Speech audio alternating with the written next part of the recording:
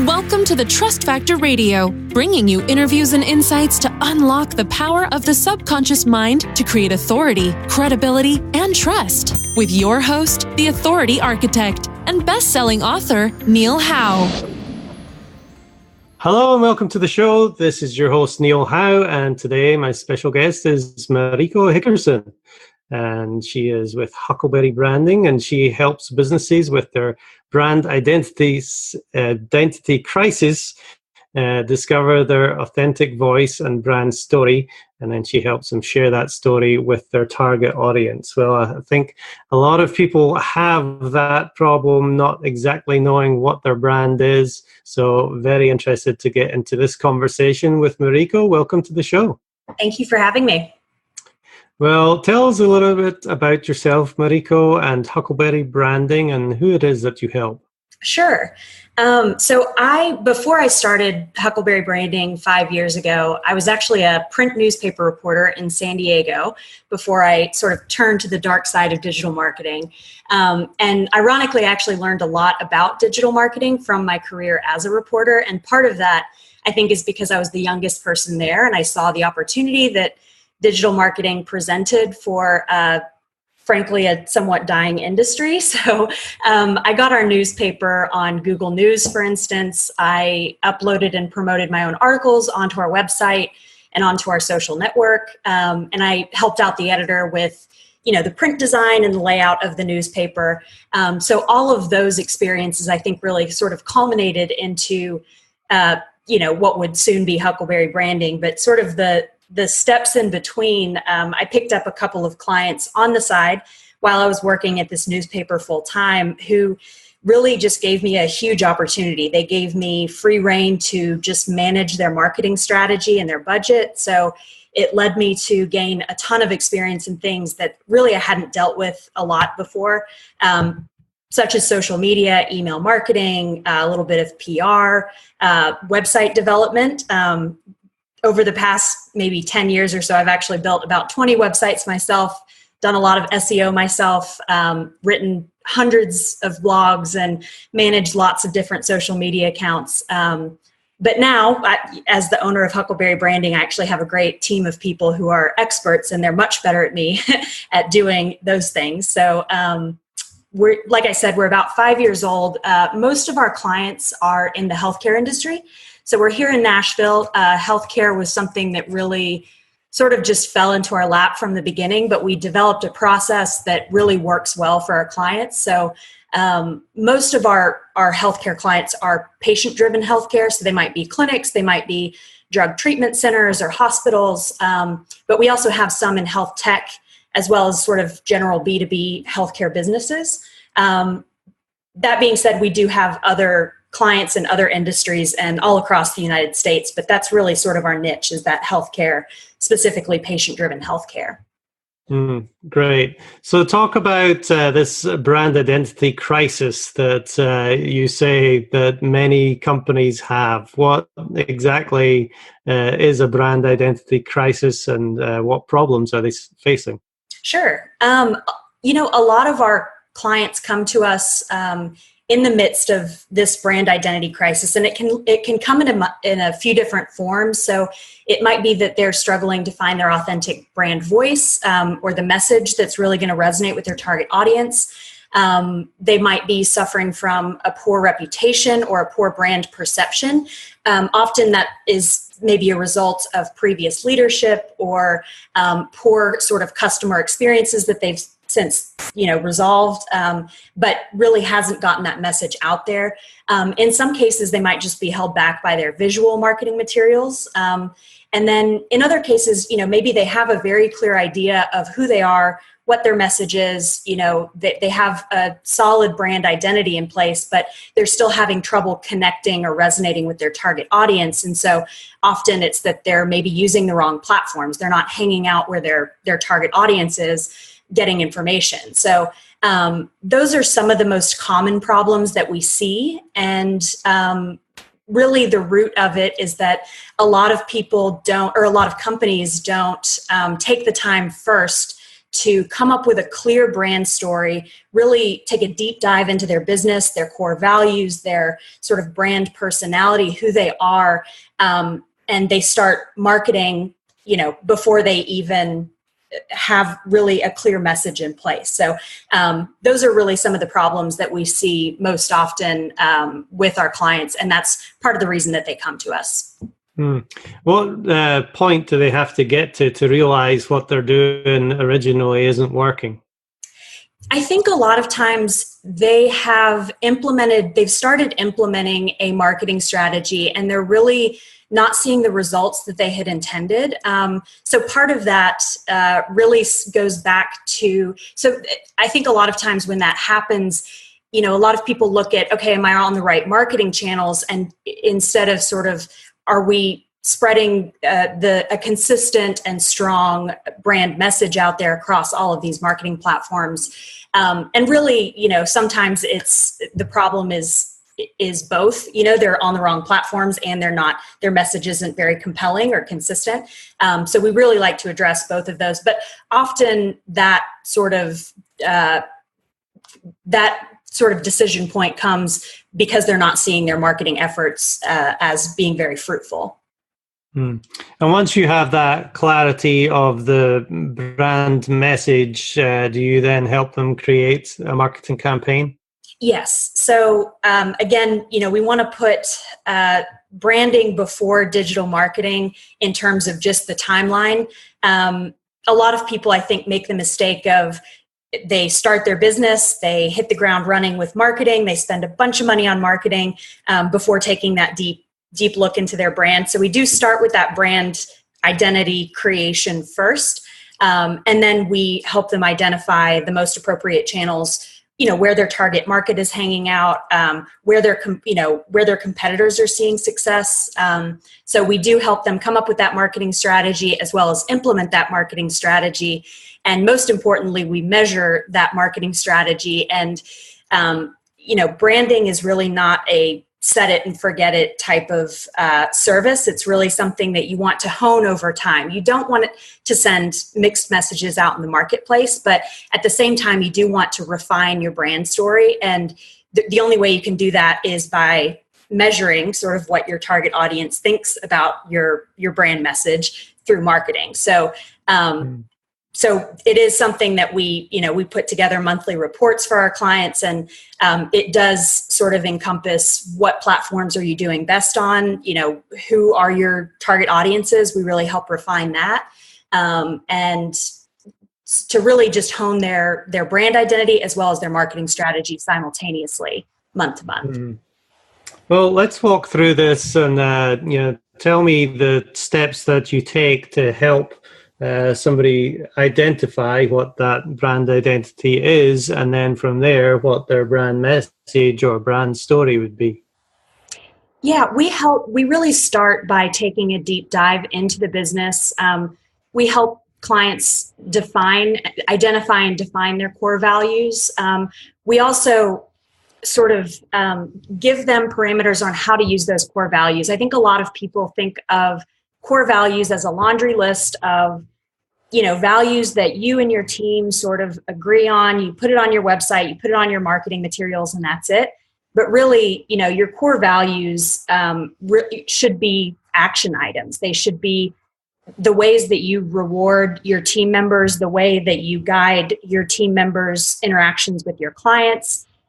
So we really try and bring a lot of these concepts to life. So once we've sort of identified core values and brand personality, we've taken a look at some of the competitors. We identify the key differentiators between, one business and its competitor, and help sort of define their value proposition. We document all of that into sort of some brand guidelines, key brand messaging, a style guide for the visual brand. And then from there, once we sort of have all of that in place, we move on to sort of the marketing phase where we identify the right marketing channels where their target audience is hanging out.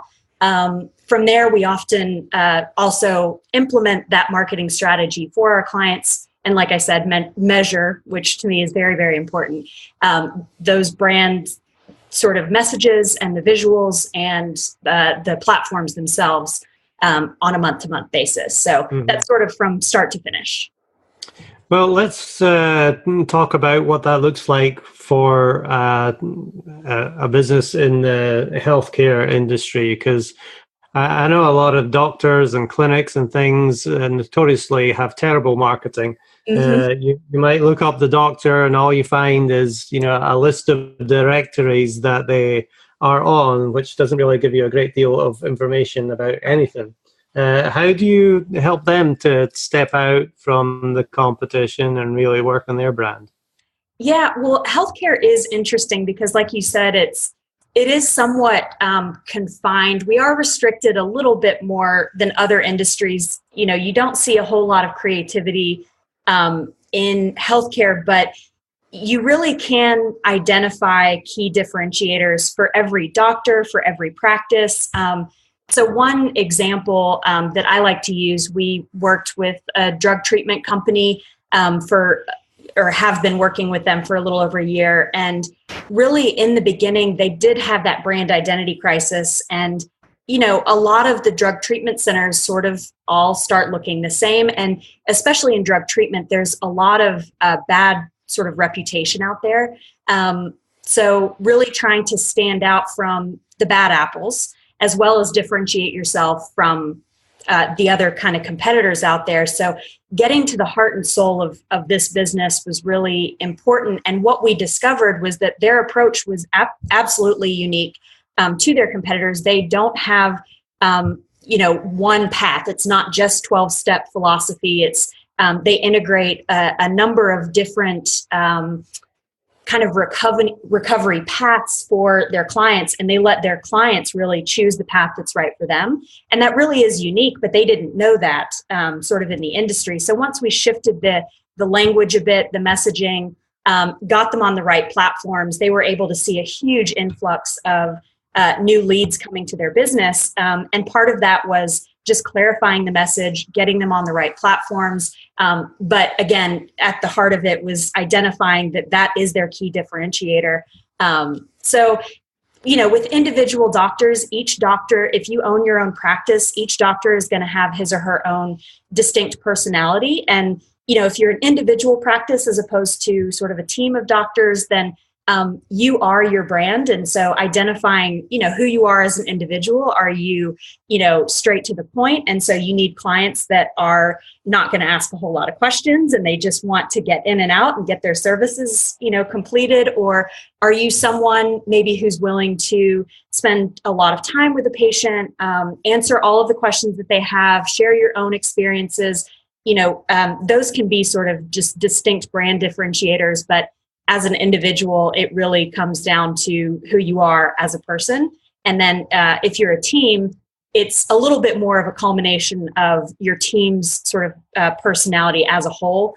For example, there's a women's group that I go to. I'm actually 7 months pregnant. So we have... Congratulations. Thank you.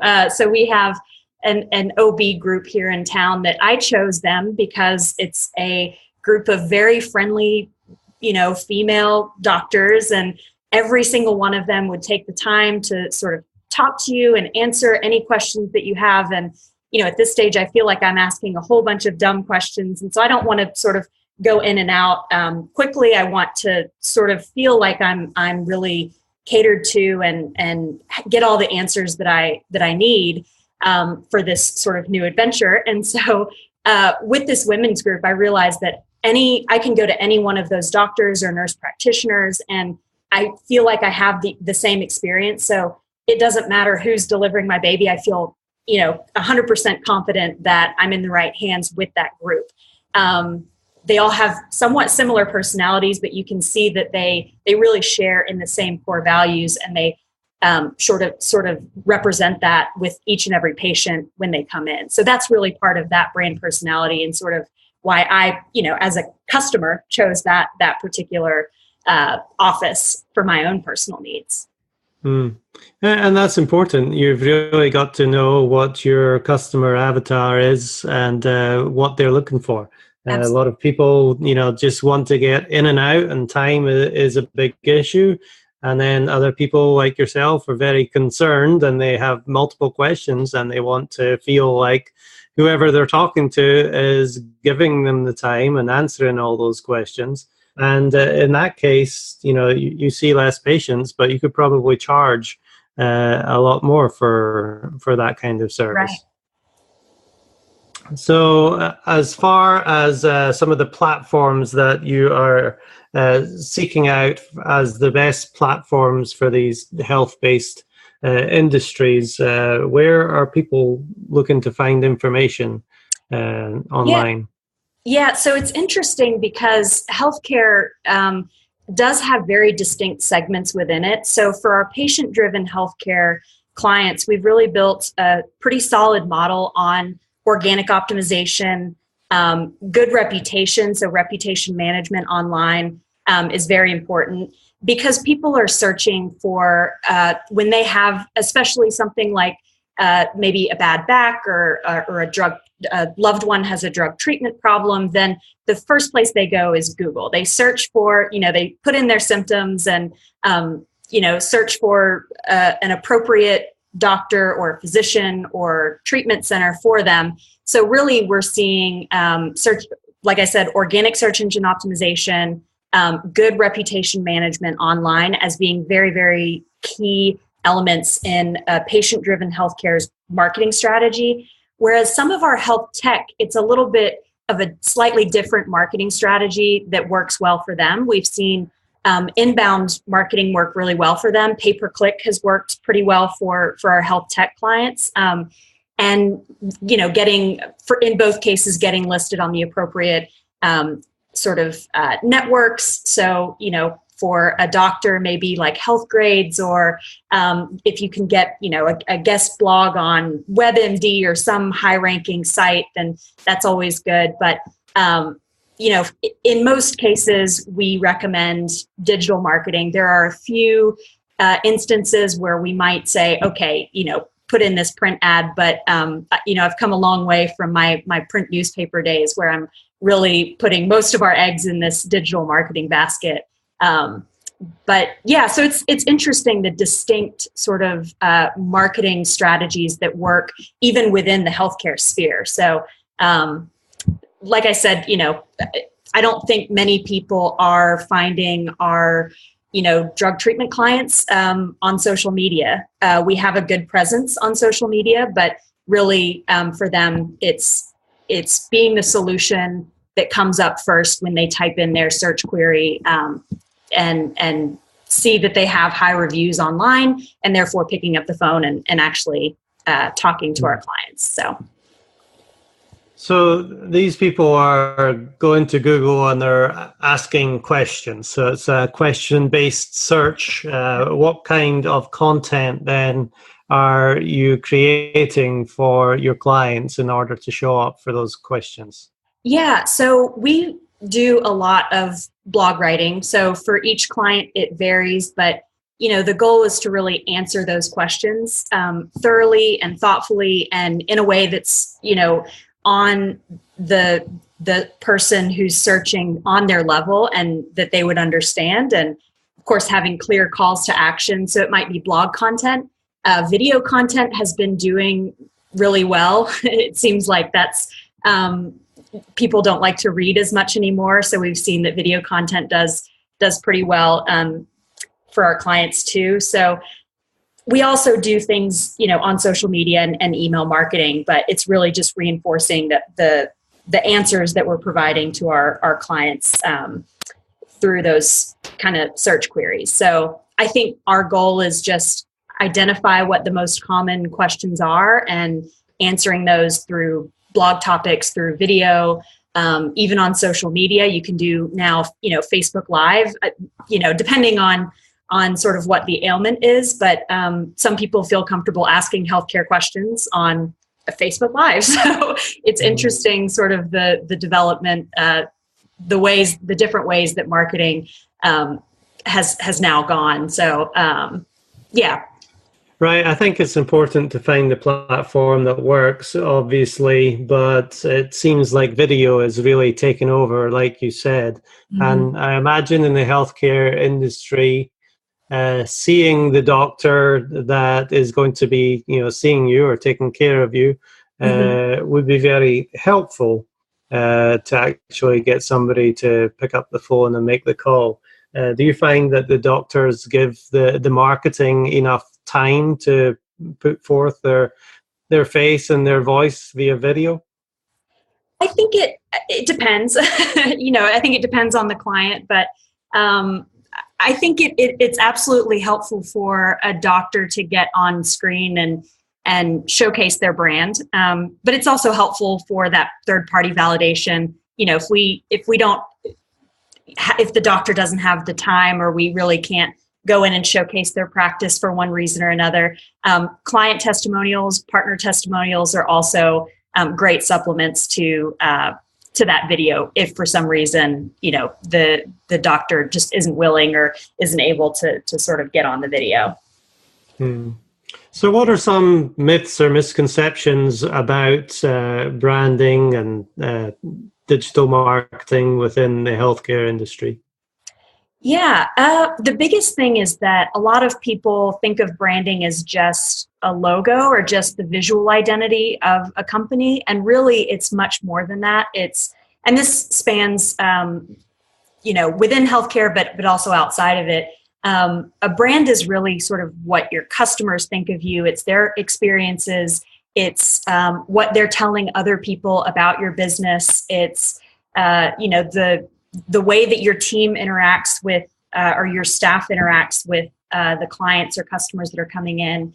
And it is the message and whether or not it's resonating with your audience. And so when people are looking for branding companies, often they limit that to, I'm looking for a graphic designer who can help with a logo. But it's really much more than that. The second misconception really is, and I think I mentioned this before, it's that it's a one-time set it and forget it service. It's really something that you want to nail down. You want to really have a good foundation, but just like your marketing strategy, you want to hone that every month over time. Your brand is never going to be perfect. It's a living, breathing entity, and it changes with your new team members, with new discoveries within your business, new industry shifts and things like that. So it's really important to sort of hone that brand every month or regularly. It doesn't have to be every month. It could be every quarter. It could be every week.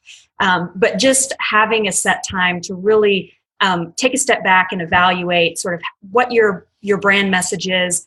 Are we still sticking with that? Or is there something that maybe we need to A/B test in the market to see if this is a better way to phrase sort of this core value? Is there something that shifted internally? Has our philosophy changed? Anything like that?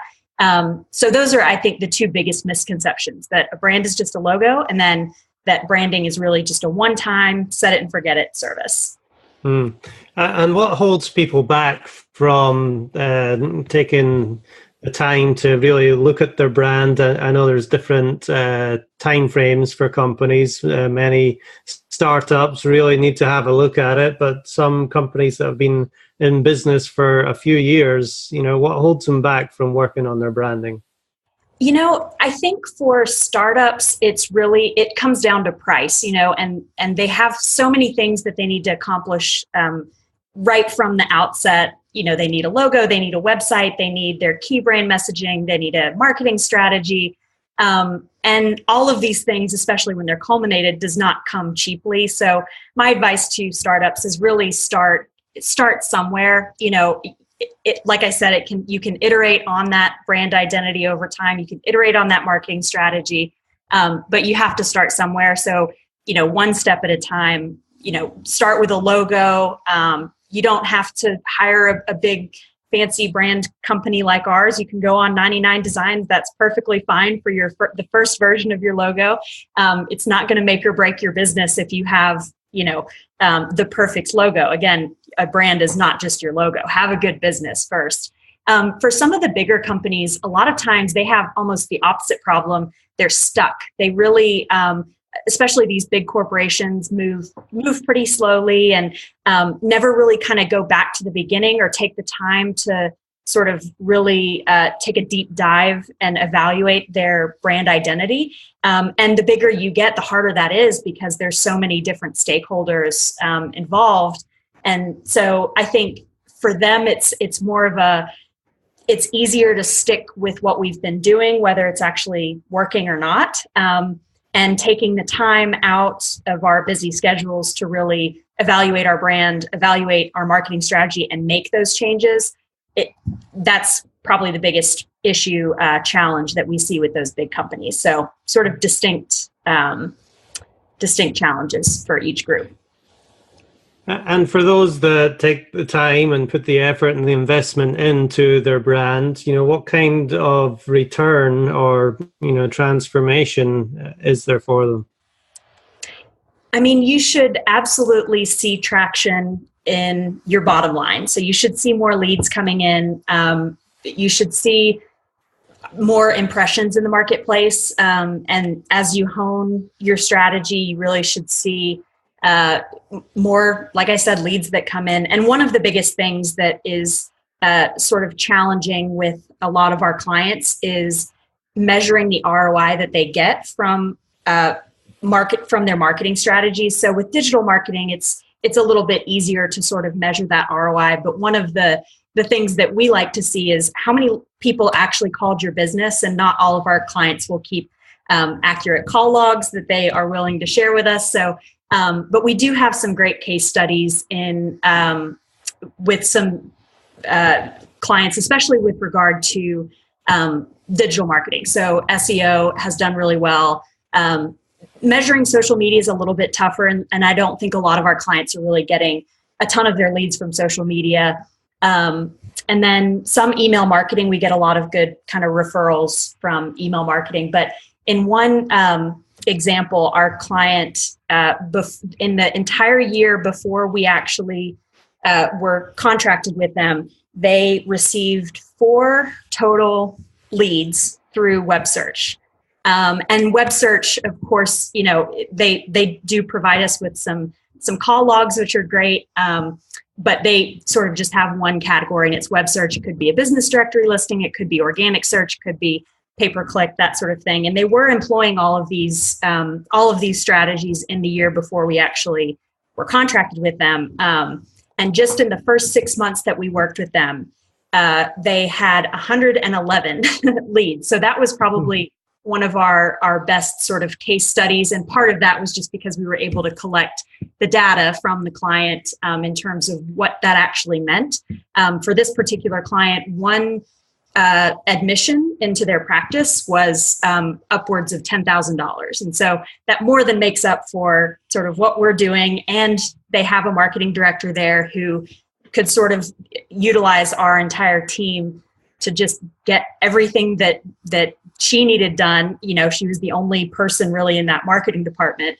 And so she was able to get a lot more done and see a lot more traction from organic search and just a good kind of reputation online. Right. And that's some great results right there, to get nothing from online the previous year to 100 plus in 6 months. That is great. And like you said, that's a high ticket in the medical field and the healthcare. So it's definitely worth it. And the traffic is online. The people are online. They're on there asking questions. So it's extremely important that you are able to be found and get yourself out there. Now, Mariko, if somebody is looking for a company to help on their branding, what kind of questions should they be asking to make sure that they are finding the right company?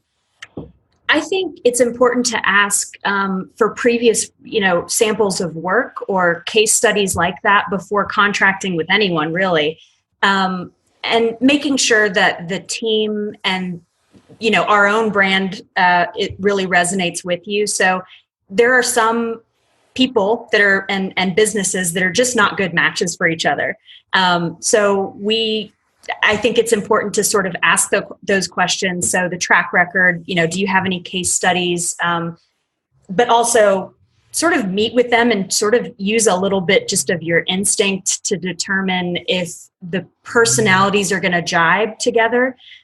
Because this is someone that you're going to have a regular interaction with. And it's, like I said, not a set it and forget it thing. So it's someone that you're going to have a relationship with for a long time. So it's important that you really see eye to eye with that company, and meet their team and make sure that the team of people that individual will be working with directly is, going to represent your company well. So I think that's really important, making sure the communication styles fit, all of those things. So a little bit of instinct and then a little bit of science and data behind the company to make sure that they know what they're doing.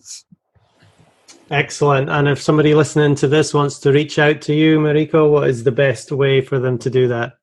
Sure. You can go to our website. It's huckleberrybranding.com. We also have, in addition to our contact information, we're on socials too. We also have some great kind of free marketing resources. So if you're looking for a marketing plan template or a case study template, we've got lots and lots of free resources on our website for you. Excellent. Well, Mariko Hickerson with Huckleberry Branding, you're based in Nashville, Tennessee. Thank you very much for being my guest on the Trust Factor Radio today. Thank you, Neil. And to our listening audience, if you like what you hear, hit that like button and share, and we'll see you next time on the show.